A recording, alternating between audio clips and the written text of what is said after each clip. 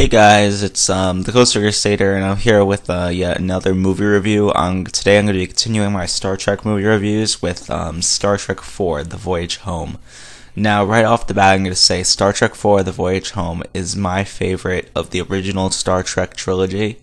So it's not my favorite Star Trek movie, you'll see what it is, but it's my favorite of the original Star Trek trilogy, and that really means a lot. So because those movies are amazing. So I guess let's dive right in here. Now you could see fully why these are considered the Trek trilogy, because Star Trek the Motion Picture was not required to see Wrath of Khan. So, but the Search for Spock requires Wrath of Khan viewing, and Voyage Home now requires Search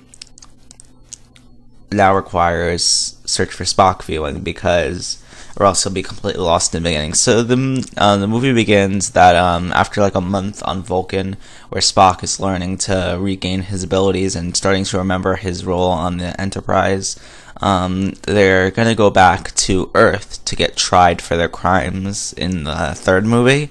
So on their way back to Earth, there's this giant probe that's like destroying Earth. It's basically doing all this shit, and it's sending all these signals, but it's unaware that it's doing this. And they eventually find out that it's because there's no whales on Earth in the future, and the probe needs to hear whale signs in order to go turn back home.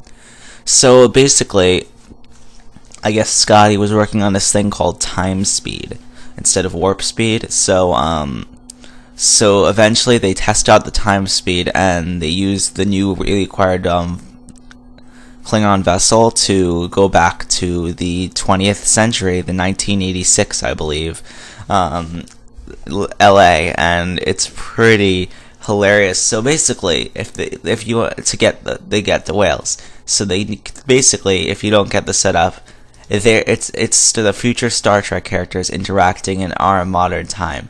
So basically, there's three things that they need to get. They need to get the whales, they need to get the tank, and they need to get this like thing to power up their ship, because they ran out of power from doing time speed.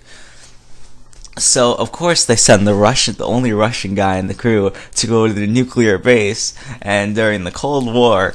And I thought that was pretty hilarious. I think that's one of the thing about this movie. Is that it's very comedic. I mean, like it's almost like they decided not to take themselves as seriously as in Wrath of Khan. It's sort of make it half comedy, half sci-fi. So yeah, like right here it says that it's an adventure movie, a comedy movie, and a sci-fi movie. So it's more of a comedy, and that's why I love it so much, because you're laughing a lot. And I think the best interactions, though, that you could see were Kirk and Spock, because they were sent to actually go get the whales, and Spock is completely unaware of this society's cultures and customs, and he's still rebooting from the events of Search for Spock. So it's kind of hilarious, and so everybody that's usually good is usually good. I think Chekhov also did an excellent performance. Walter Koenig, by going to the nuclear base and being like completely unaware, and he's just like, "Oh, I'm here for the nuclear missiles," and it's just like, but so yeah, I think the thing that truly makes this movie work is the way they interact. It's almost like almost like candid camera, where the people see like these random weird people, and there's a female character that is really annoying. I'm sorry, what was her name again? Jillian, and she's played by Catherine Hicks, and she's pretty annoying. I do not like her character, but so yeah, she's the only main character that isn't a member of the Enterprise. But basically, it's really cool to see their interactions. And there's this one scene that I think really defines what this movie is all about, and it's my favorite scene in the entire movie, and I'll show it to you now.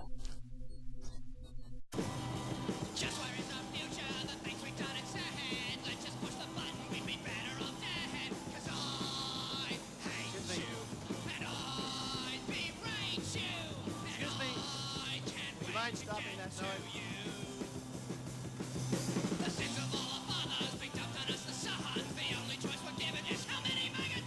me. Do you mind stopping that damn noise?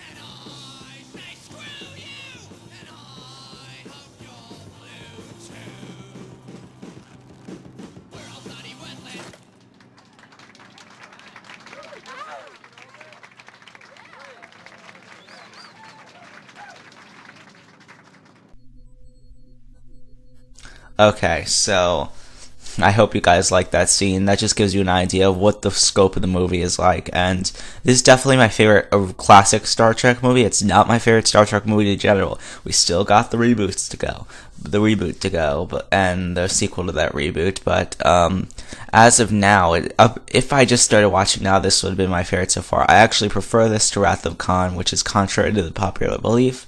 But it's just great to see all these characters thrown into this situation.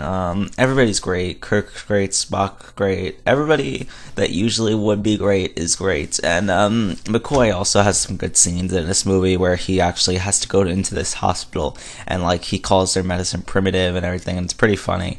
But I can't really give it a justice unless you see the movie. I mean, the whale thing is kind of cheesy and it's somewhat a very cheesy movie overall, but it's Star Trek. You gotta accept that. And there's nothing really you could do about that. And that's why I'm giving Star Trek 4, The Voyage Home, 9 out of 10.